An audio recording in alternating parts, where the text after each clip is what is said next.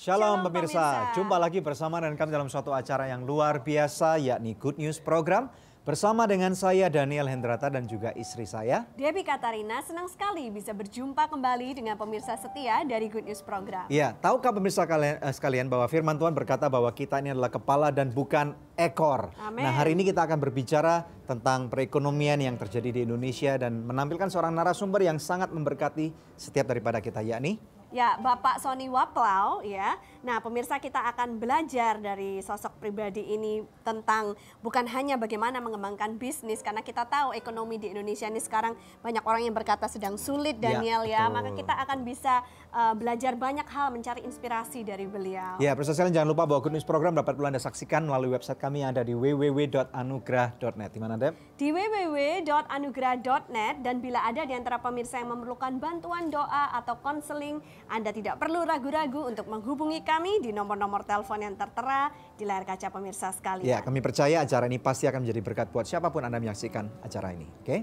Ya, untuk itu pemirsa, sebelum kita tampilkan narasumber kita hari ini, mari terlebih dahulu kita simak satu tayangan video klip yang berikut. Sebagaimana kalau kita memenangkan satu pertandingan, kita harus punya strategi.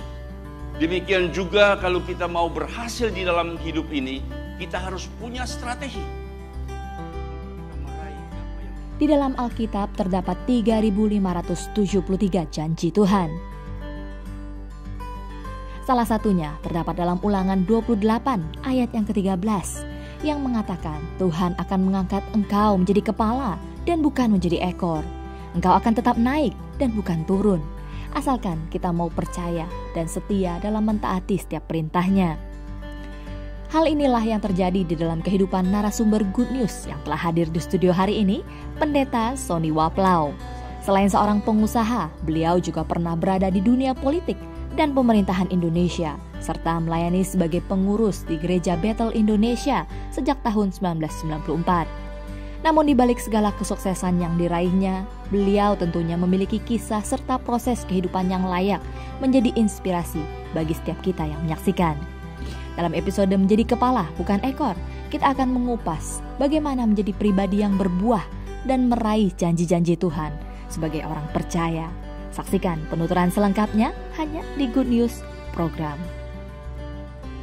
Tuhan izinkan pada tahun 90-an. Waktu terjadinya tight manipulasi, di mana waktu itu uang diperketat, suku bunga naik, perusahaan kami mengalami gangguan, goncangannya yang cukup berat, akhirnya hampir-hampir kolaps waktu itu. Oh gitu.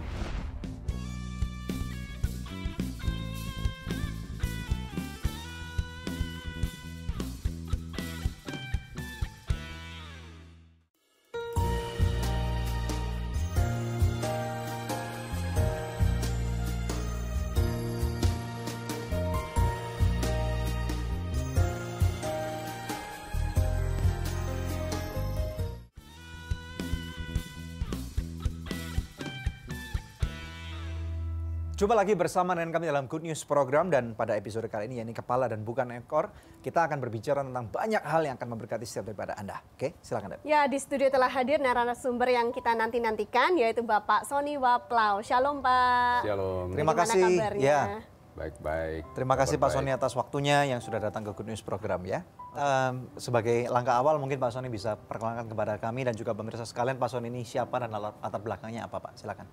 Ya, terima kasih. Saya bisa diundang di sini. Ya. Terima kasih Pak. Ya, terima kasih. Nama saya Sony Waplau. Saya dilahirkan 68 tahun yang lalu di desa yang namanya juga Waplau.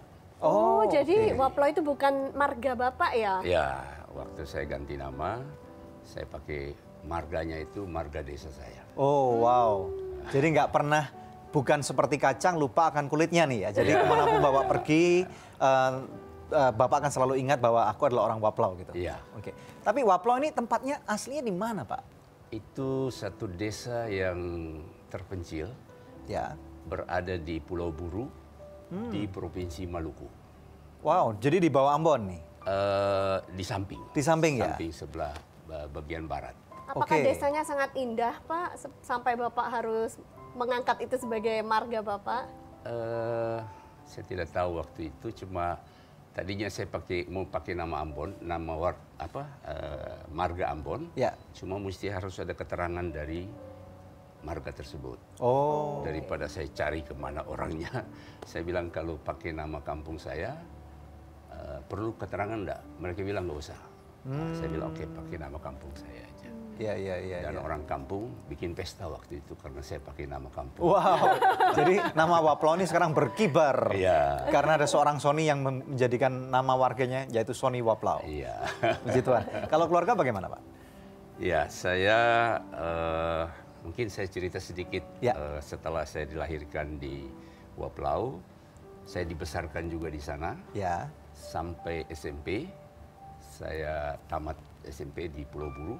Saya pindah ke Ambon SMA dan meneruskannya di Surabaya. Tahun 66 saya lulus, saya mencoba untuk masuk ke Fakultas Kedokteran. Tapi tidak berhasil, mungkin Tuhan tidak menghendaki saya jadi dokter. Akhirnya saya pulang ke Ambon, saya bertemu dengan mantan pacar saya, sekarang telah menjadi istri saya. Pada tahun 70 kita menikah. Istri saya namanya Linda Gandhi dan dia yang setia mendampingi saya dan menopang saya selama 46 tahun. Wow. Dan saya rasa saya bisa ada saat ini karena dia ada bersama Luar saya. biasa. 4 tahun lagi Pak, golden anniversary ini berarti. Ya, kira-kira. Oke, dan anak-anak Bapak ada berapa Pak? Kami dikaruniakan oleh Tuhan 5 orang anak, 4 perempuan, 1 laki. Wow. Dan punya cucu 12 orang. 12 orang? Wow, dahsyat. Iya. Kalau mau belajar dari Pak Sony nih Bapak ya, Bapak berasal dari kota yang kecil, desa maaf, dari tempat yang terpencil desa, gitu kan ya. Tapi kalau kita lihat hari ini Bapak itu sudah mempunyai banyak sekali bisnis ya, baik di bidang keuangan, perbankan, properti, hotelier, dealership otomobil, sepeda motor, bahan bangunan, pernah aktif dalam dunia politik, dan sekarang masih aktif dalam dunia pelayanan. Wow, ini prestasi yang luar biasa membanggakan gitu Pak ya. Bagaimana Bapak bisa cerita kepada kami dan pemirsa di rumah selama bertahun-tahun ini Bapak membangun bisnis yang seperti itu? Ya, jadi sejak saya tidak berhasil masuk sekolah, saya balik ke Ambon, kita mulai bisnis. Maksudnya saya dengan saudara-saudara saya mulai bisnis. Pertama kali kita bisnis trading.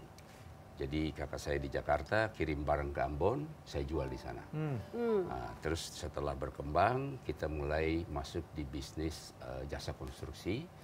Dan pernah kita membangun perkebunan juga di Maluku. Dan selanjutnya kami membuka bank BPR. Yang saat ini sudah ada di 3 provinsi. Nah, terus sesudah itu kami masuk juga di properti. Dan berkembang sampai dengan saat ini. Terus juga saya punya pengalaman memang di dunia politik. Pernah saya masuk sebagai anggota DPR tahun 2007 sampai 2014 dan saya banyak belajar juga di sana. Tapi sejak 2014 saya tidak lanjutkan lagi ke dunia politik karena saya merasa bakat saya itu di bisnis sebagai pengusaha. Akhirnya sekarang saya konsentrasi di bisnis. Dahsyat. Kita akan belajar sesuatu nih dari Pak Sony ya. Pastinya, nah Pak, banyak sekali orang-orang di luar sana mereka tentunya ingin menjadi orang-orang yang berhasil seperti Bapak. Kami melihat untuk tantangan untuk menjadi seorang yang berhasil itu sangat sukar sekali. Nah Bapak mungkin bisa ceritakan sedikit lebih terperinci Pak, pada waktu membangun bisnis ini ada nggak kesukaran-kesukaran yang Bapak alami? Ya, mungkin saya cerita sedikit pengalaman mulai membangun bisnis. Silakan Pak. Saya mengandalkan kekuatan diri saya sendiri. Karena waktu itu terus terang saya sudah Kristen tapi belum mengenal Tuhan secara baik. Belum lahir baru. Belum lahir baru. Ya. Dan di sekolah saya merasa selalu juara nomor 1. Wow. Puji Tuhan. Waktu terjun ke dunia bisnis pun saya pikir saya akan selalu survive. Ya. Nah, ternyatanya seperti apa yang dikatakan firman Tuhan, terkutuklah orang yang mengandalkan kekuatan diri sendiri. Ya, betul. Nah, Tuhan izinkan pada tahun 90-an waktu terjadinya tight manipulasi, di mana waktu itu uang diperketat, suku bunga naik, perusahaan kami mengalami gangguan, goncangannya yang cukup berat, akhirnya hampir kolaps waktu itu. Oh gitu. Disitulah saya juga bersyukur bahwa adanya peristiwa itu baru saya mencari Tuhan. Oh gitu. Tadinya saya pikir dengan kekuatan saya sudah bisa berbuat segala-galanya. Nah, disitulah saya mulai berjumpa dengan Tuhan secara pribadi. Saya hands up, saya menyerah, saya nggak bisa bikin apa-apa, hanya bergantung kepada Tuhan. Ya, ya. Nah, oleh bimbingan seorang hamba Tuhan, saya dianjurkan supaya setiap pagi membangunkan fajar sekitar jam 5, berdoa cari Tuhan. Dan dalam waktu dekat Tuhan pulihkan cash flow perusahaan kami dengan satu bisnis yang di luar bayangan saya. Oh, wow, luar biasa. Good, Oke, good. kita akan lanjut setelah ya. break, Pak. Ya, pemirsa jangan kemana-mana. Hari ini tentu kita akan banyak belajar dari Bapak Sony Waplau. Stay tune bersama kami hanya di Good News Program. Dia minta supaya saya cari Tuhan sungguh-sungguh. Bersama istri tiap pagi bangun jam 5, kita berdoa, kita cari wajah Tuhan, kita ceritakan masalah yang kita alami. Oh, ceritakan kepada Tuhan.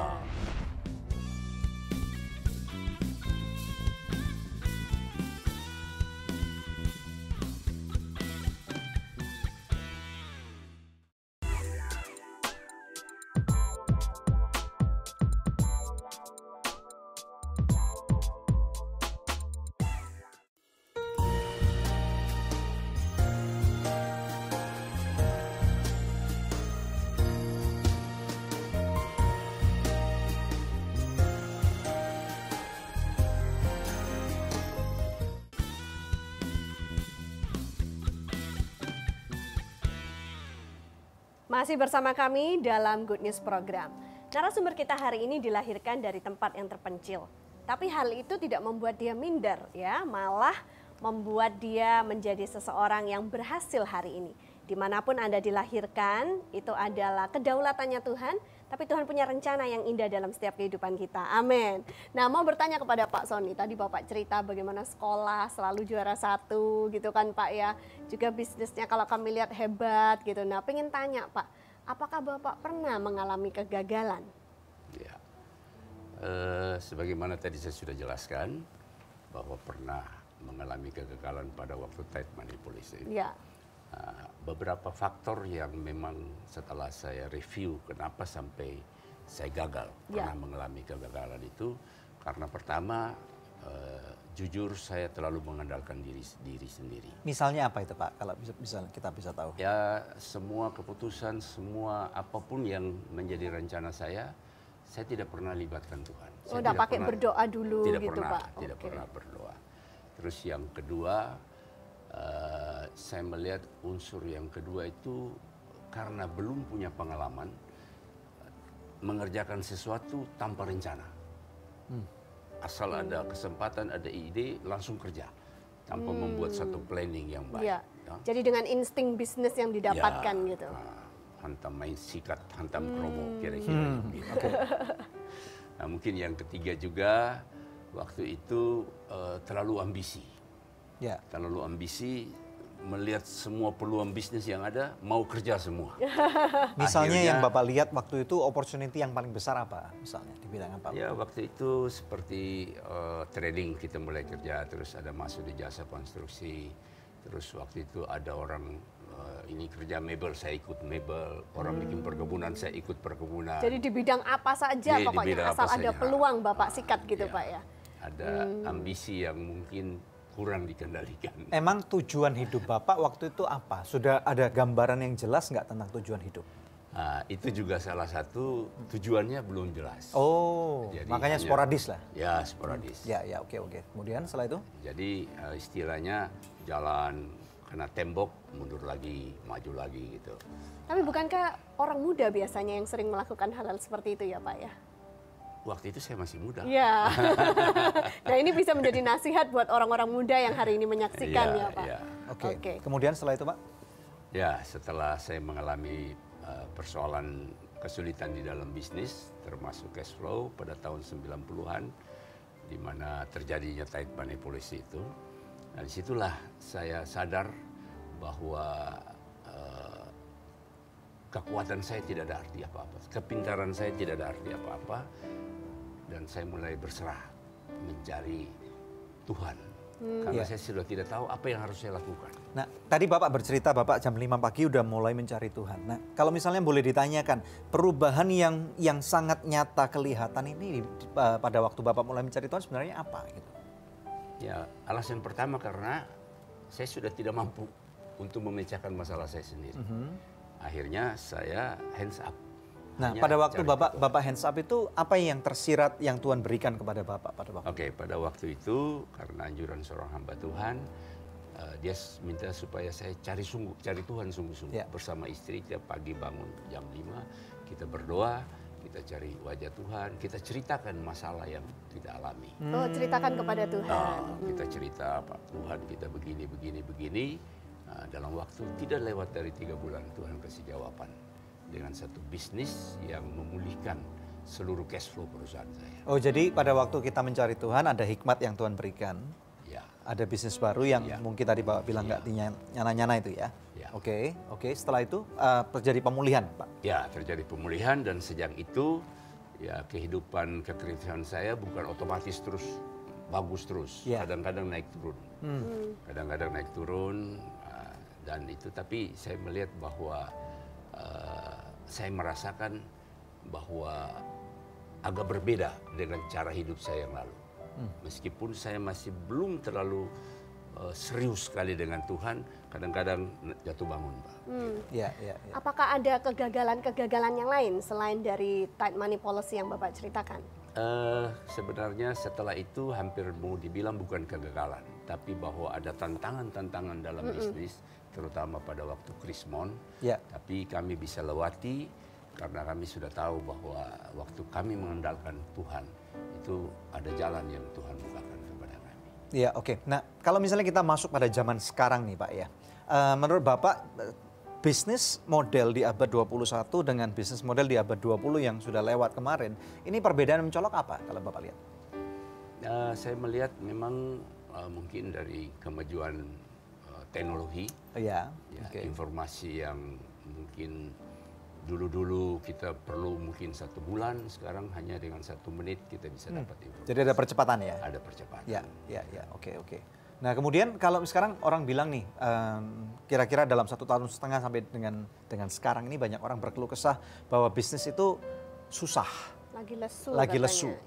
Penjualan merosot. Kemudian peraturan pemerintah mungkin masih gonta-ganti gitu. Nah, menurut saya yakin kalau banyak orang mengalami masalah ini, tentunya Bapak juga punya bisnis di Indonesia. Saya nggak tahu nih, apakah juga Bapak mengalami hal yang sama atau gimana nih? Ya,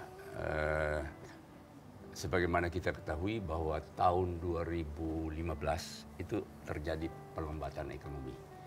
Oleh Presiden dikatakan perlambatan ekonomi. Hampir di semua sektor industri itu terjadi penurunan omset.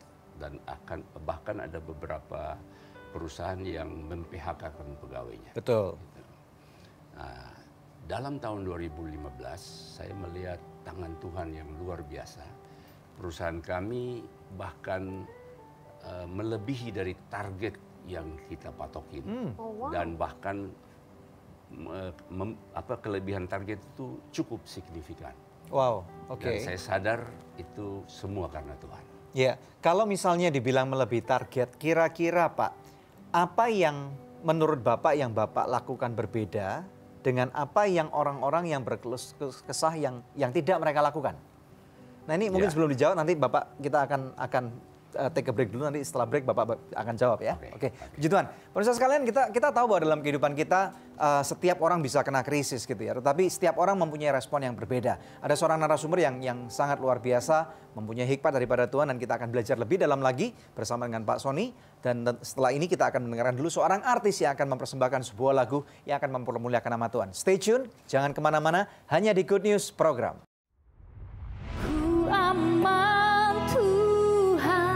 dalam tangan-Mu melewati semua masalahku. Kau membimbingku di setiap jalanku.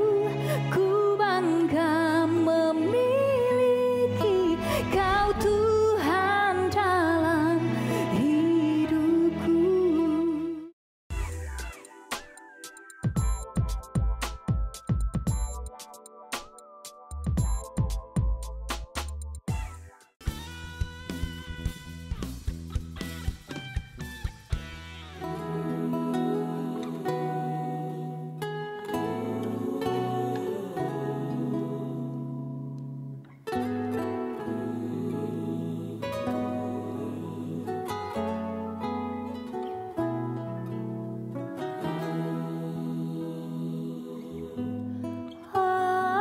Apapun yang ku perbuat, Kau tetap mengasihiku.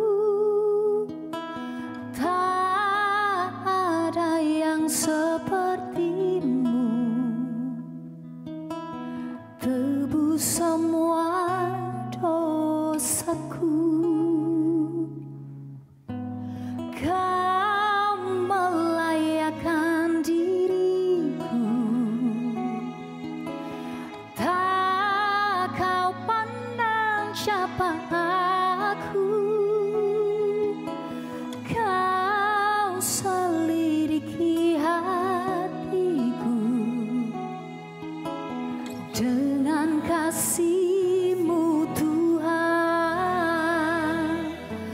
Ku aman Tuhan dalam tangan-Mu melewati semua masalahku. Kau membimbingku di setiap jalanku. Ku bangga memiliki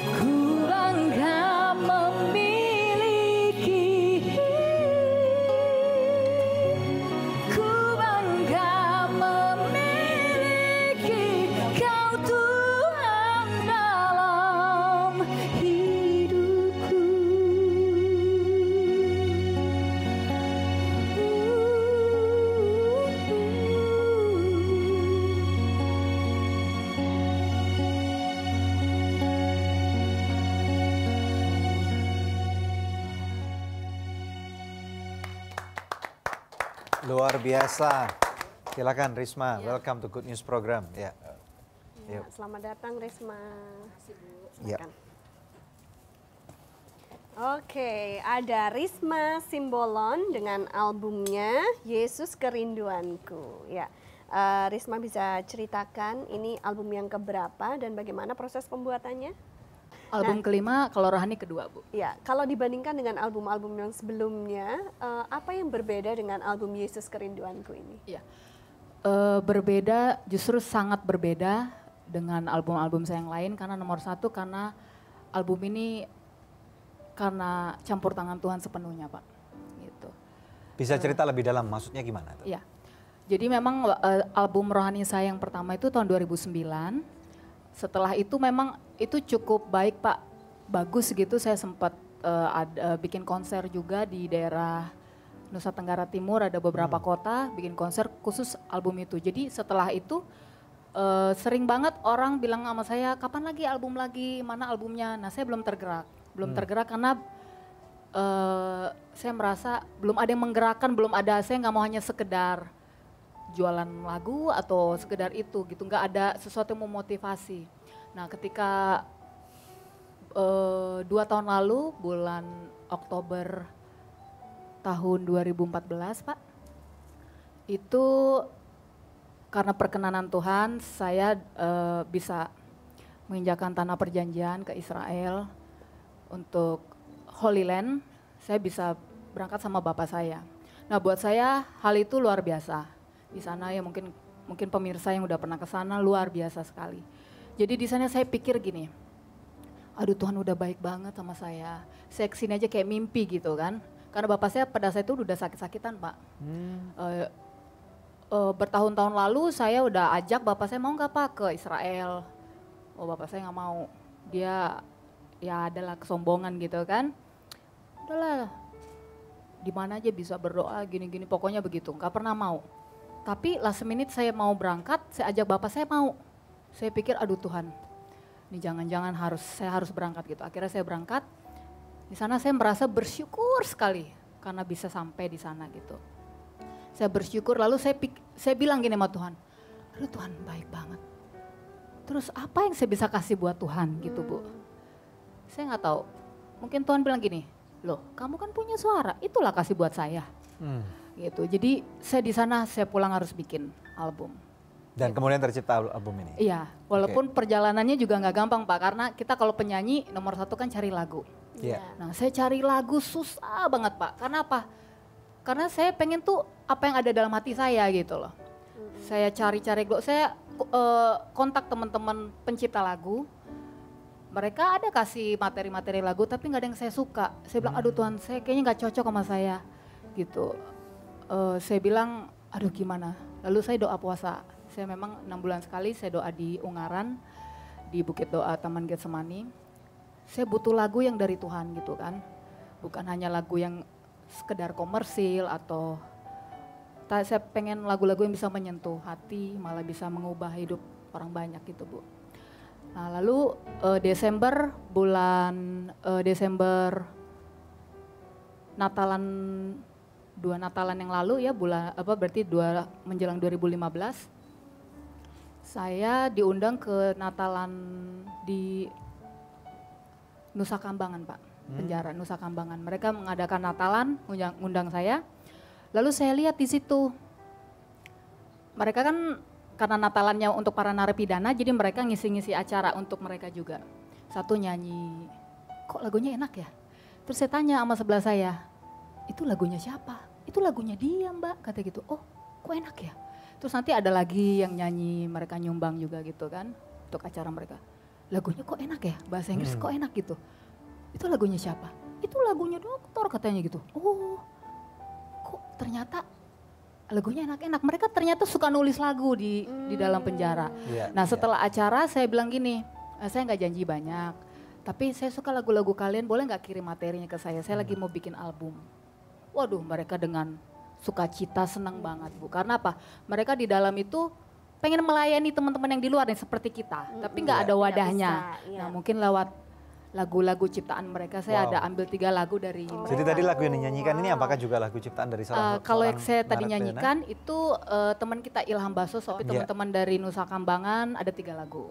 Dahsyat, luar Iya, biasa. Nah luar biasa ini kalau saya lagu-lagunya, mau Pak. tanya sama Risma. Risma udah punya pengalaman untuk menyanyi di dunia sekuler dan kemudian sekarang juga punya pengalaman nyanyi di bidang dunia rohani. Yang membedakan perbedaan yang mencolok bagi seorang Risma ini apa? Ya, maksudnya di sekuler sama di rohani. Oke. Yes. Kalau di sekuler kita hanya sekedar entertaining, Pak. Buat mereka happy. Tapi kalau di sekuler kita nggak perlu entertaining. Di rohani maksudnya? Di rohani kita nggak perlu entertaining, justru kita menjangkau jiwa-jiwa lewat pujian. Iya. Jadi lebih ke misinya gitu loh. Itu aja sih. Mungkin kalau saya sering juga Pak nyanyi ke Maluku Pak, udah hampir semua. Tapi ke Pulau Buru belum. Aru ya.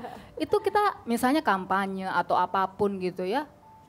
Bikin orang happy, hanya membuat kesan saat itu. Tapi kalau kita menyanyi untuk Tuhan, justru kesan itu setelah kita udah nggak nyanyi. Istilahnya Tuhan kasih damai di hati gitu gitu. Jadi membekasnya setelah itu gitu. Itu sih bedanya. Good. Nah, saya senang bisa melakukan itu gitu. Good, puji Tuhan. Ya. Lagu yang dinyanyikan Risma tadi judulnya apa? Judulnya Ku Aman. Ku Aman ya, lagu nomor 1. Oke, nah terima kasih ya Risma kedatangannya di Good News Program. Pemirsa, ini saatnya kuis yang selalu dinantikan pemirsa sekalian ya. Jika Anda ingin mengikuti kuis ini, Anda bisa mengirimkan jawabannya ke nomor HP yang tertera di layar kaca pemirsa atau ke email goodnews@anugerah.net. Ya, pertanyaannya adalah apa judul lagu yang tadi dinyanyikan oleh Risma ya. Anda bisa kirimkan dengan format seperti ini, kuis, nama, alamat lengkap, dan jawabannya. Bila Anda kirimkan lewat email, sertakan juga nomor HP Anda, maka kepada 10 orang pemenang terpilih, kami akan mengirimkan masing-masing sebuah CD, Yesus Kerinduanku, persembahan dari Risma Simbolon.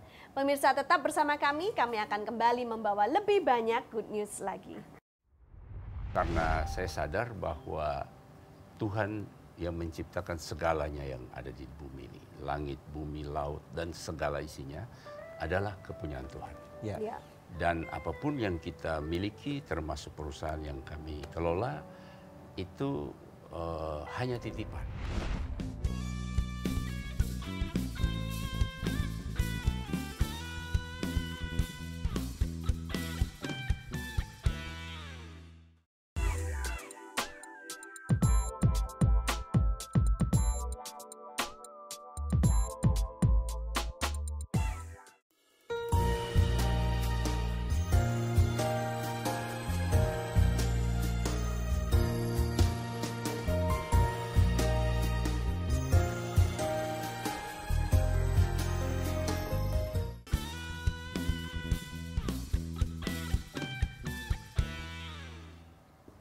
Kepala dan bukan ekor di Good News Program kembali kepada narasumber kita, Bapak Sony Waplau. Nah, Pak, menyambung pertanyaan Daniel tadi yang belum terjawab. Jadi di saat sekarang banyak orang yang berkeluh kesah karena keadaan ekonomi di Indonesia, tapi Bapak bisa mengatasinya dengan baik. Malah perusahaan-perusahaan yang Bapak pimpin itu over dari target ya.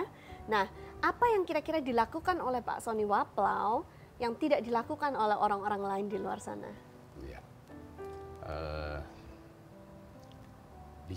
Apa yang bisa saya alami ini, saya sadar bahwa pertama semuanya karena Tuhan. Amin. Dan bagaimana Tuhan bisa memberkati, berhikmat kepada kita untuk melakukan hal-hal yang mungkin tidak dilakukan oleh orang lain. Itu yang pertama, saya membangun keintiman dengan Tuhan. Saya membangun keintiman dan hari-hari ini terus terang saya bilang sedang jatuh cinta dengan Tuhan.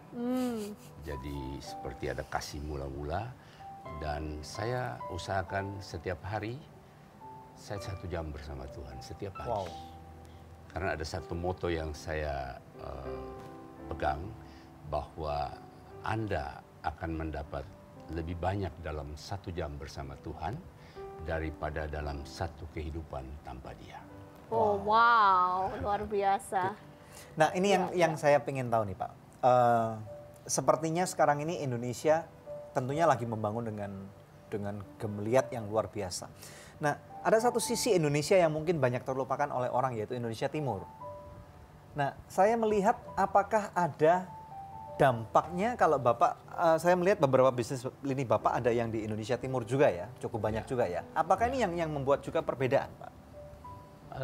Bisa iya, bisa tidak. Oke. Karena memang hampir bisnis saya banyak kan di Indonesia Timur. Ya. Termasuk perbankan saya juga di Indonesia Timur.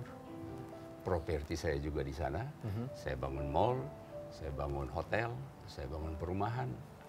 Dan bank-bank BPR saya juga ada di Maluku, Papua.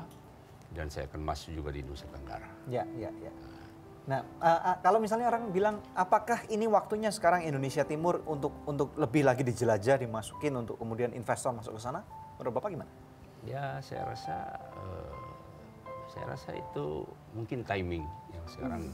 Karena ada teman saya, seorang gubernur Papua, dia bilang Papua itu adalah raksasa yang sedang tidur. Wow. Mungkin sekarang sudah bangkit raksasanya.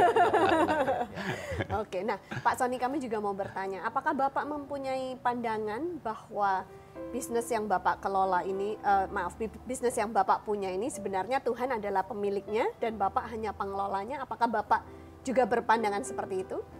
Ya, saya aminkan itu karena saya sadar bahwa Tuhan yang menciptakan segalanya yang ada di bumi ini. Langit, bumi, laut, dan segala isinya adalah kepunyaan Tuhan. Ya. Ya. Dan apapun yang kita miliki, termasuk perusahaan yang kami kelola, itu hanya titipan. Di mana kami dipercayakan sebagai pengelola Ya. apa yang dimiliki Tuhan. Nah, kalau bicara soal titipan, Pak, berarti kita kan harus bisa menjadi pengelola yang baik ya. Ya. Mau belajar dari seorang Sony Waplau, bagaimana Bapak mendistribusikan mungkin katakanlah berkat yang sudah Tuhan titipkan kepada Bapak? Apakah ada yang Bapak lakukan, baik Bapak pribadi ataupun perusahaan Bapak untuk menjadi berkat buat banyak orang? Ya, saya punya pemahaman bahwa berkat yang Tuhan berikan kepada kita tidak semata-mata untuk kita, tetapi Tuhan percayakan itu untuk bisa menjadi saluran berkat untuk orang lain yang membutuhkannya. Ya, betul. Nah, secara pribadi saya selalu melakukan apa yang menjadi hukum Tuhan. Bagian perpuluhan yang harus saya serahkan ke gereja, persembahan khusus yang harus saya berikan kepada orang-orang yang membutuhkan. Bahkan saat ini pun saya punya yayasan yang khusus untuk membantu orang-orang di Maluku. Pertama kali kita mulai buka dengan PAUD. Ya. Nah, mungkin berikutnya akan dengan pemberdayaan masyarakat dan seterusnya. Nah, di samping itu perusahaan kami juga menyisikan CSR dan kami alokasikan secara baik supaya mempunyai dampak yang positif di masyarakat yang ada di sekitar perusahaan kami. Wow. Nah, kalau ada orang bilang, Pak, jangankan untuk kita bisa memberi, sekarang margin profit tipis gitu. Nah, apakah Bapak nggak takut bahwa dengan memberi margin profit ini nanti akan tergerus dan kemudian akan menjadi dampak yang negatif gitu? Nah, saya punya pemahaman yang terbalik. Gimana, Pak? Silakan. Firman Tuhan bilang orang yang hemat demikian rupa selalu berkekurangan, tapi orang yang suka memberi akan diberkati. Amin. Wow. Oke. Nah, Dep, mungkin banyak manusia nggak tahu nih, perusahaan Pak Sony ini juga sudah pernah memberikan menyalurkan sebuah CSR kepada Yayasan Anugerah. Kita waktu itu sempat membangun sebuah gedung sekolah PAUD, Pak, ya, untuk anak-anak yang ada di suku Wana yang ada di UI Tugu, Pak. Terima kasih sekali mewakili mereka, Pak, atas berkat yang sudah dipercayakan kepada kami, ya. Oke, good. Silakan, Dep. Ya. Nah, Pak, kalau bicara tentang menjadi pengelola, tentu kan ada kriteria-kriterianya. Menurut Bapak, seorang pengelola yang baik itu seperti apa? Ya, sebagaimana juga seorang pemimpin kepada anak buahnya, yang pertama itu harus dipercaya. Harus dipercaya, tanggung jawab yang diberikan kepada dia. Nah, sekarang Tuhan memberikan kepercayaan kepada kita, bagaimana supaya kita bisa dipercaya. Karena firman Tuhan bilang bahwa kalau kita setia kepada hal-hal yang kecil, dia akan memberikan kepada kita hal-hal yang lebih besar. Amin. Jadi kuncinya dipercaya Pak ya. Dipercaya. Oke, kita akan kembali setelah yang satu ini Pak. Ya. Oke, nanti kita akan kembali dengan ada pertanyaan-pertanyaan dari pemirsa Pak. Kita akan mewakili mereka, tanyakan kepada Pak Sony, nanti Pak Sony bisa memberkati mereka juga ya. Oke, saudara sekalian jangan kemana-mana, masih ada beberapa segmen bersama dengan Sony Waplau dan bersama dengan kami di Good News Program. Kalau menurut saya, kesulitan-kesulitan itu hanya bisa dijawab hanya berserah kepada Tuhan. Firman Tuhan bilang, cari dulu kerajaan Allah dan kebenarannya, maka semuanya akan ditambahkan kepadamu.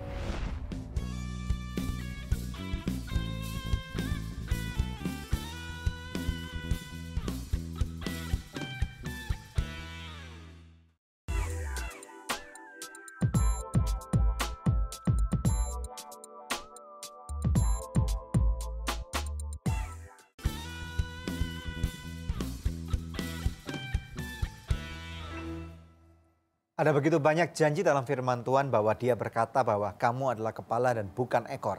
Hari ini kita belajar daripada seorang narasumber yang luar biasa, yakni Sony Waplau. Silakan. Ya, nah Pak Sony, saya akan mewakili pemirsa di rumah bertanya kepada Bapak ya. Shalom, good news, saat ini aku banyak hutang. Jadi rencanaku mau gadaikan rumahku ke bank. Lalu aku juga mau charterin mobilku daripada nganggur mobilnya di rumah. Aku sudah berulang kali minta saran, minta sama Tuhan, tapi Tuhan belum menjawab doaku. Tolong berikan saran. Ya, memang kunci yang pertama adalah menanyakan apa kehendak Tuhan. Kalau Tuhan belum memberi jawaban, bukan berarti Tuhan tidak mendengar. Ya. Kadang-kadang Tuhan memberikan sesuai dengan waktunya. Artinya segala sesuatu indah pada waktunya. Amin. Nah, kalau memang itu bisa juga sambil menunggu itu bisa mungkin menghitung sendiri apakah dengan KPR rumahnya itu dia bisa mengatasi jumlah hutang yang ada saat itu atau tidak. Dan KPR itu kan harus dicicil. Ya. Ya. Nah, kalau memang dia mau usahakan mobil ini menjadikan usaha komersil, dihitung apakah proyeksi untuk dia menerima income tiap bulan bisa menutup angsuran kredit itu atau tidak. Nah, mungkin dia bisa tanya secara detail kepada Tuhan. Nah, kadang-kadang saya punya pengalaman dari seorang hamba Tuhan, Tuhan tidak punya lampu hijau, yang Tuhan punya lampu merah. Artinya kalau dia sepertinya dia tidak memberikan satu sinyal yang itu, tapi kalau dia tidak setuju, dia kasih Langsung lampu ada merah. lampu merah. Oh iya iya. Nice. Good. Yang kedua? Terus pertanyaan yang kedua, Shalom, saya saat ini sangat butuh saran.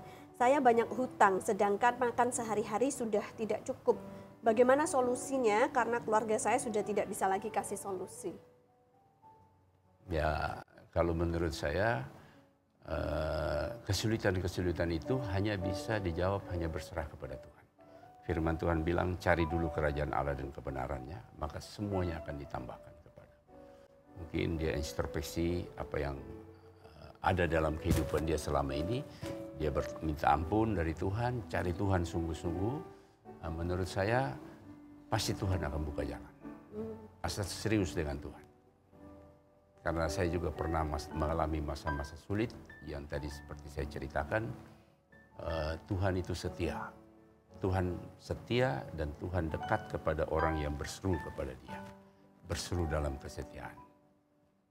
Ya, kadang-kadang ada orang yang mungkin mengalami tekanan kehidupan, Pak.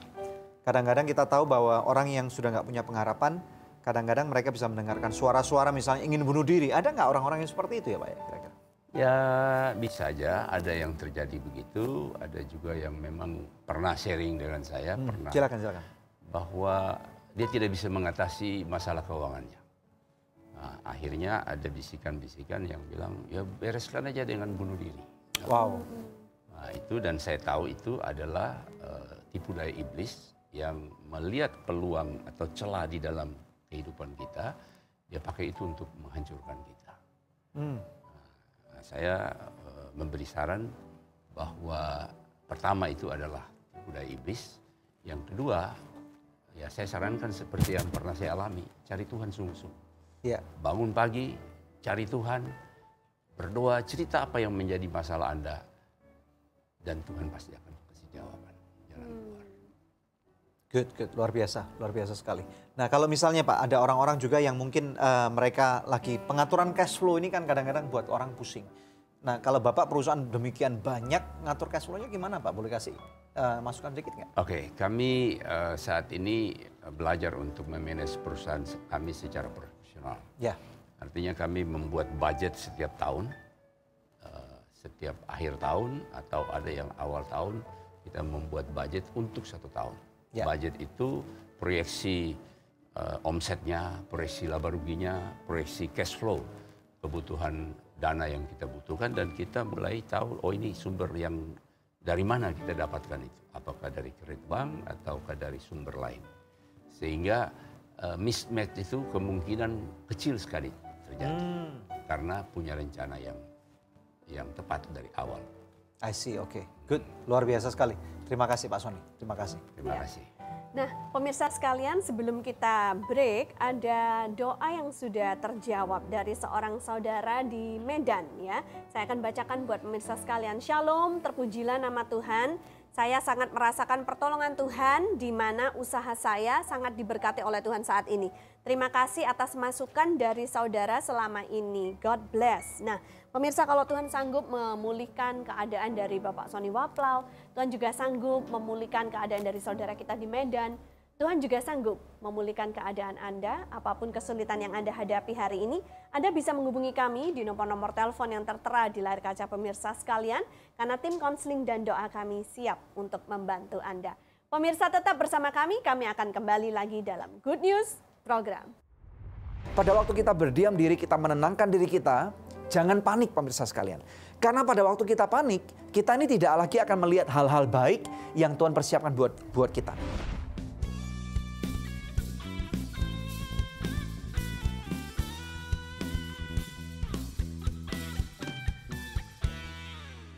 Ya pemirsa, jangan lupa untuk selalu menyaksikan Good News Program bersama dengan kami. Saya Daniel Hendrata bersama dengan istri saya, Debbie Katarina, yang kami percaya program ini tentunya akan memperkaya kehidupan rohani Anda. Ya, dalam Good News Program kami selalu menampilkan narasumber yang berbeda-beda. Ada hamba Tuhan, ada kalangan daripada para pengusaha, ada dokter, ada praktisi hukum, ada motivator, dan ada orang-orang yang dipakai Tuhan mengalami mujizat kesembuhan yang secara luar biasa. Dan mereka pasti akan menjadi berkat untuk siapapun Anda yang menyaksikan acara hari ini.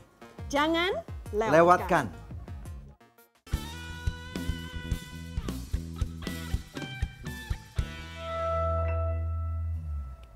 Kepala dan bukan ekor, hanya di Good News Program. Kembali kepada Pak Sony Waplau. Pak, sebagai penutup, bisakah Bapak memberikan kata-kata dorongan buat pemirsa yang ada di rumah? Mungkin di antara mereka ada yang sedang mengalami kesulitan atau himpitan ekonomi, berikan penguatan kepada mereka.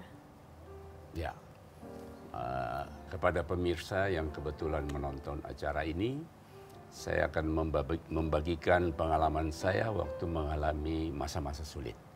Yang pertama, saya anjurkan bagi siapapun pemirsa yang mendengar acara ini yang saat ini sedang mengalami masa-masa sulit dalam keadaan ekonomi dan keuangannya, pertama kali carilah Tuhan. Sesuai dengan firman Tuhan berkata, carilah dulu kerajaan Allah dan kebenarannya, maka semuanya akan ditambahkan kepadamu.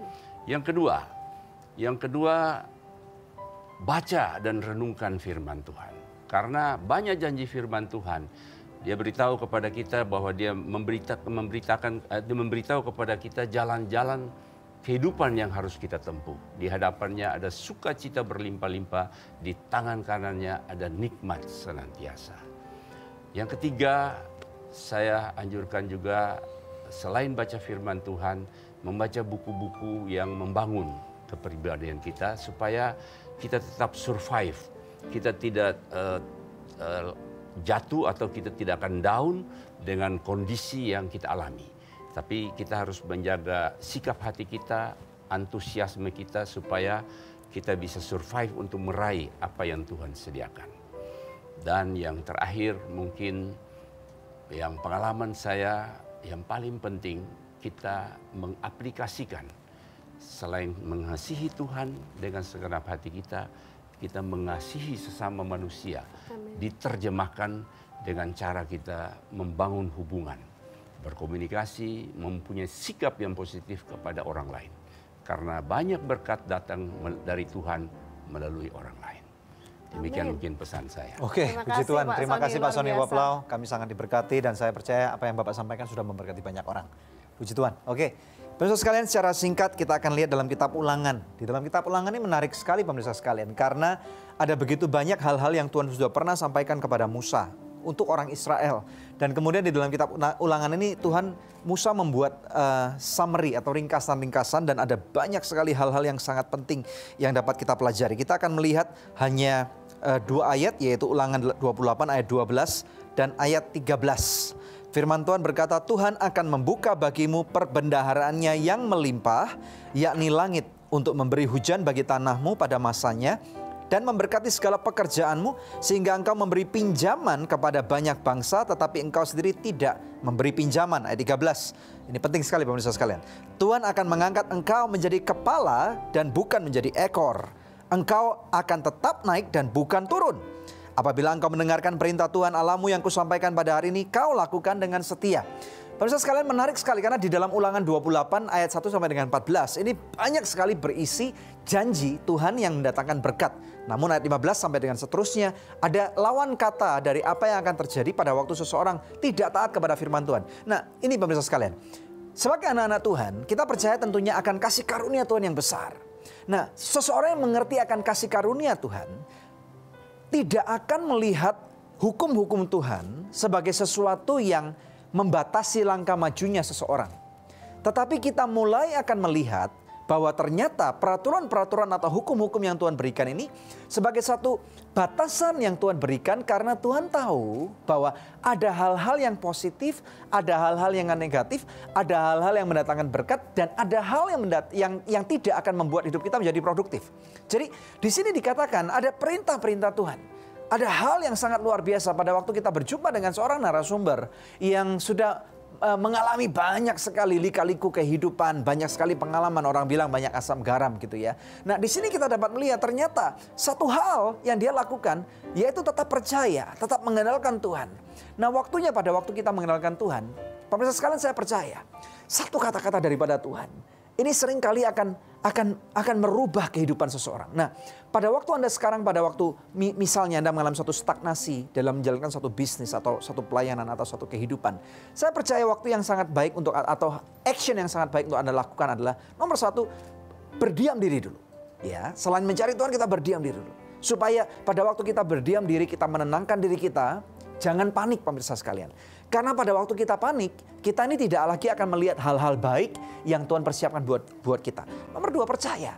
Tahukah Anda pemirsa sekalian bahwa Tuhan tuh nggak akan meninggalkan saudara. Mulai berkata kepada saya, bersama dengan saya, Tuhan tidak akan pernah meninggalkan aku. Dalam segala lakuku, dalam segala hal apapun yang pernah terjadi dalam hidupku, apakah bisnisku sedang naik ataupun sedang turun, Tuhan selalu ada bersama dengan aku. Nomor 3, pemirsa sekalian, mulai bertanya kepada Tuhan, Tuhan sebenarnya tujuan hidup saya ini apa sih Tuhan? Tuhan, sebenarnya pada waktu Engkau akan memulihkan, mengizinkan pemulihan ini terjadi pada bisnis dan kehidupanku, apa yang menjadi kehendak-Mu Bapa atas rencanamu yang besar pada waktu Engkau berkata akan menjadikan aku seorang kepala dan bukan ekor ini Tuhan. Nah, saya banyak sekali kami diberkati Tuhan dengan banyak orang-orang yang pernah datang ke Good News Program. Dan satu hal yang kami tangkap, pemirsa sekalian, bahwa pada waktu orang mengenalkan Tuhan itu selalu dahsyat kok. Tuhan selalu membuka hal-hal yang seakan-akan tidak akan pernah dibukakan sebelumnya. Oleh karena itu pemirsa sekalian, hari ini saya mau berkata kepada Anda, jangan takut. Mulai perkatakan firman Tuhan yang kau mulai baca, yang mulai kau renungkan. Perkatakan bahwa aku kepala dan bukan ekor. Janji Tuhan adalah hal-hal yang terbaik buat kehidupanku. Tuhan tidak menginginkan aku rugi. Tuhan tidak menginginkan aku bangkrut. Tetapi pada waktu hidupku belum benar, Tuhan bisa memberikan teguran-teguran kepadaku. Aku mau berubah hari ini. Dan saya rindu berdoa buat setiap daripada Anda pemirsa sekalian. Mungkin hari ini Anda mengalami berbagai macam masalah. Mungkin dalam bisnis, dalam keluarga, dalam hal keuangan ataupun kesehatan. Dan saya percaya doa orang benar, firman Tuhan berkata itu besar kuasanya. Mari kita berdoa. Bapa, di dalam nama Tuhan Yesus Kristus, kami mau berdoa untuk setiap pemirsa Good News program. Pada waktu hari ini mereka mencari Engkau Tuhan. Kami percaya orang-orang yang mengandalkan Engkau Tuhan pasti akan sanggup Tuhan memberikan hikmat marifat kepada mereka. Aku memberkati hidup pemirsa sekalian. Terima pemirsa sekalian. Jangan takut, jangan mundur. Pada waktu justru engkau mengalami ujian. Bayangkan pemirsa sekalian, Tuhan ada bersama dengan saudara. Percayalah, firman Tuhan berkata, aku berjalan bukan dengan apa yang dapat aku lihat, tetapi aku berjalan dengan iman atas apa yang aku percaya, yaitu dalam Kristus Yesus. Aku memberkati kehidupan pemirsa sekalian. Bisnismu terutama. Pada waktu engkau mulai berkeluh kesah bahwa bisnismu susah, Tuhan hikmatmu berlimpah. Apapun bisnismu saudara, asal Tuhan yang memberkati, tidak masalah. Bisnis kecil, bisnis besar, Tuhan sanggup mendatangkan kelimpahan. Terima urapan, terima berkat, terima kebaikannya. Di dalam nama Tuhan Yesus Kristus. Yang percaya dan diberkati Tuhan katakan, amin, haleluya, puji nama Tuhan. Amin, amin, amin. Ya pemirsa, satu tayangan yang luar biasa telah kita lalui bersama. Ya. Kami berharap pemirsa diberkati sama seperti kami diberkati di studio. Ada firman Tuhan yang berkata, orang benar jatuh 7 kali, tetapi 7 kali dibangkitkan oleh Tuhan. Jadi jangan menyerah, pasti Tuhan akan memulihkan keadaan Anda, bisnis Anda. Ya pemirsa, tiba saatnya untuk kami pamit undur dari hadapan pemirsa sekalian. Hanya untuk berjumpa dengan pemirsa kembali di pekan yang akan datang, di hari, jam, dan stasiun televisi yang sama. Saya Dewi Katarina bersama dengan suami saya Daniel Hendrata, dan jangan lupa untuk selalu cek di website kami yang ada di www.anugerah.net. Terima kasih, Tuhan Yesus memberkati.